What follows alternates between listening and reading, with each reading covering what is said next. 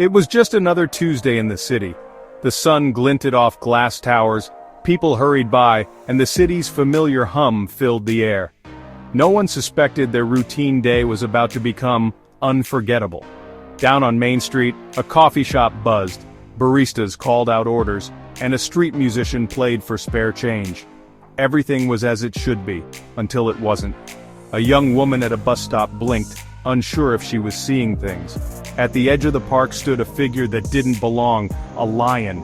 Not a dog, not a trick of the light, a real full-grown lion, mane shimmering in the sun.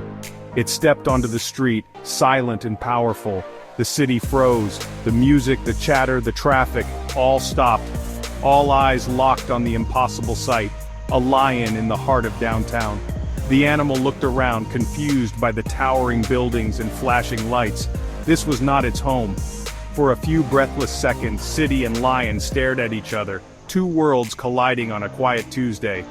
The ordinary had become extraordinary. The city held its breath, waiting to see what would happen next. The lion, lost and bewildered, took another step forward. The day was no longer forgettable. Everything had changed. Shock rippled through the crowd. For a moment no one moved, a city paralyzed by disbelief. Then, fear took over. People backed away, parents shielded children, and a silent message passed. Danger. The city, usually safe and predictable, suddenly felt wild. But after fear came fascination. Phones appeared, dozens of screens pointed at the lion. People whispered, "Are you getting this?" as they filmed, hands trembling. It was a strange mix of terror and awe, a 21st century response to a wild encounter. The lion, overwhelmed by the chaos, let out a low, anxious growl. Panic surged again. People ducked into shops, doors locked, streets emptied. The lion stood alone, a lost king in a kingdom of concrete.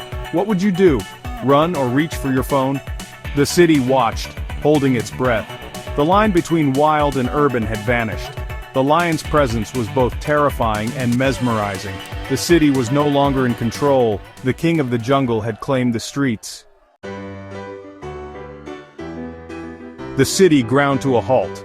Traffic stopped, office workers pressed to windows, and news spread instantly. "There's a lion on Main Street." Inside shops, people watched through glass, tense and silent. Every twitch of the lion's tail sent ripples of fear and wonder. The animal wandered, clearly stressed and out of place. This was dangerous for everyone, including the lion. Police arrived, quietly blocking off streets and urging people indoors. Their goal: keep everyone safe until experts could help. The city waited, the drama unfolding in real time. As tension peaked, wildlife rescue arrived, led by Dr. Anya Sharma, a calm, focused veterinarian. Her team moved with quiet efficiency, observing the lion and planning their approach. "He's scared, not aggressive," Dr. Sharma said. "He just wants out."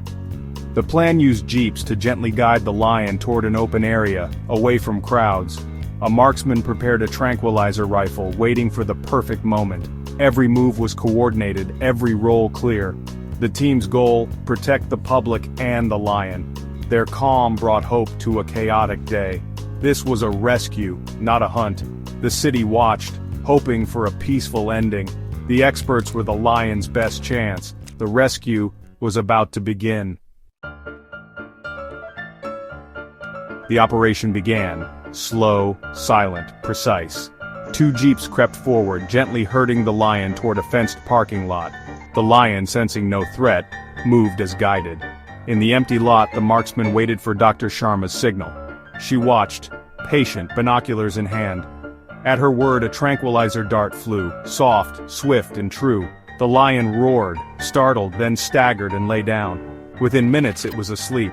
The team moved in, Dr. Sharma checking vital signs. "He's stable," she announced.